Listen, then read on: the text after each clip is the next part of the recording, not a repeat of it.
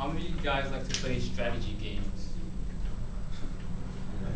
So, well, a really old strategy game is Chinese chess, and so I'm a gamer. I like to play a lot of like strategy games, and so it's really old. It's like made like a long time ago. So it involves a lot of like thinking strategy. You have to like plan ahead, see what your opponent does, and you have to use like the pieces effectively in order to win. And so the thesis of this is you get to like interact with a lot of people, and you have to like use your skills, see ahead, use these effectively. Like along like this like the board itself so like back in the day there's like a lot of fighting going on, like a lot of wars, battles. So like when people had their army, they had to like figure out, they had to use the terrain, they had to figure out like the high ground, where the high ground is, so they can like, because you know when going uphill, right, you're moving slower, so if you're on the high ground, you attack, you're like fighting, you have the advantage. So this actually, like the board itself, there's actually like the game is a simplified version of like a battle, and so sorry. So like the board is like two palaces, and so each army will be on this side, and another army here. There's actually a river in the middle, so to me it feels more like a realistic battle. And the pieces itself, there are like actually instead of a king, you have a general, so it feels more like actual battle. And then you have like horses, cannons, advisors, foot soldiers. And so the pieces, like the chariot, is one of the most strongest pieces in the game. It actually moves, you can move forward, back, and side to side.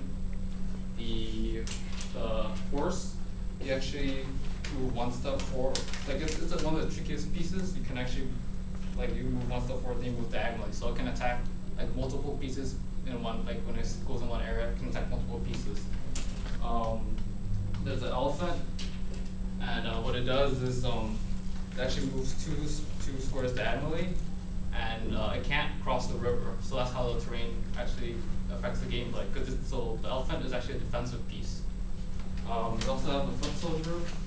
Like it can only move one step forward, but once it crosses the river, sorry, you guys can see it. Once it crosses the river, it can actually move one step to the side. And one of my favorite pieces is the cannon.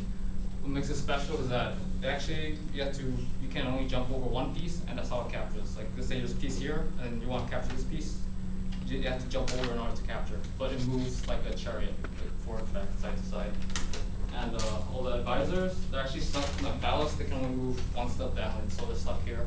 And the general is also stuck in the palace. He can't move outside. He can move forward, back, side to side. So the game, how it affects me personally is that like when I have relatives come over, like during holidays, because they speak, like their English isn't really good. Like my aunts, uncles, and my grandparents, their English isn't really good, and my Vietnamese isn't really good, so it's really hard to communicate to them. Like we just have like very brief conversations. And then one day I saw them playing Chinese chess, and so I also like to play games, but I didn't know how to play at that time. So then I actually went to a library, looked how to play, then I played against them, and then so I felt like a good way to communicate to them, because we can just talk about like all the strategies and like have a lot of fun. So it's like a good way to interact with them as well. So I guess as a review, to me, like Chinese chess, you have to use strategy. So you get your brain thinking, plan ahead, helps you plan ahead, and you know how to use the piece, like the combinations to win. And it feels like a good bridge to the generations, because like this game helps me interact with my relatives a lot better.